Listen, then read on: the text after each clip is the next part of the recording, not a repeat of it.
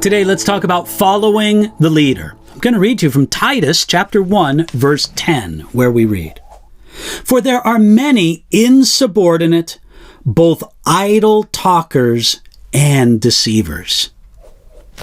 In the previous section of Titus, Paul told his associate the kind of men that he should look for as he appointed leaders for churches spread out all over the island of Crete. Then he told Titus what those leaders should do. They should hold fast the word of truth. Now, in verse 10, Paul told us one reason why it was important to appoint good leaders. The reason was because there are many insubordinate. The word Paul used for insubordinate speaks of someone who would not submit to God's order of authority.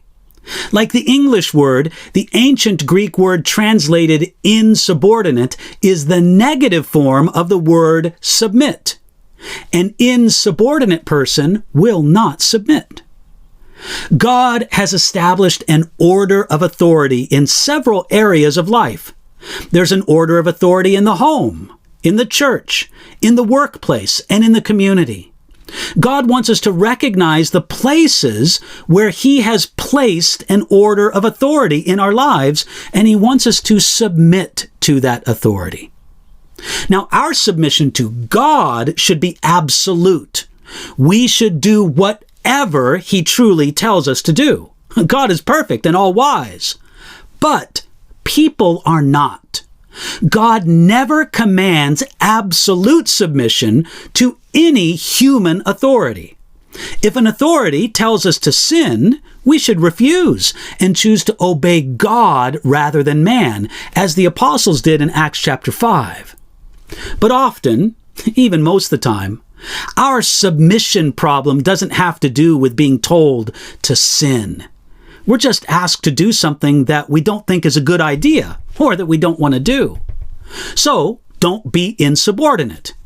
If you recognize someone as a leader in your life only until they tell you no, then you are almost certainly insubordinate, and you need to be a better follower.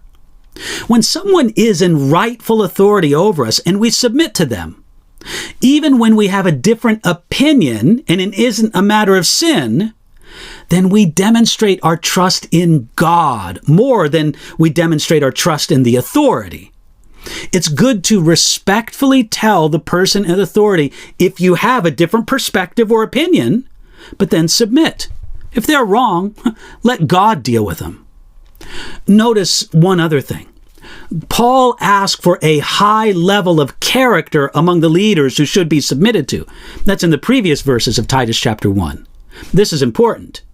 It's much easier to submit to somebody when their character is respected. When leaders act in ways that invite less respect, they make their job a lot harder.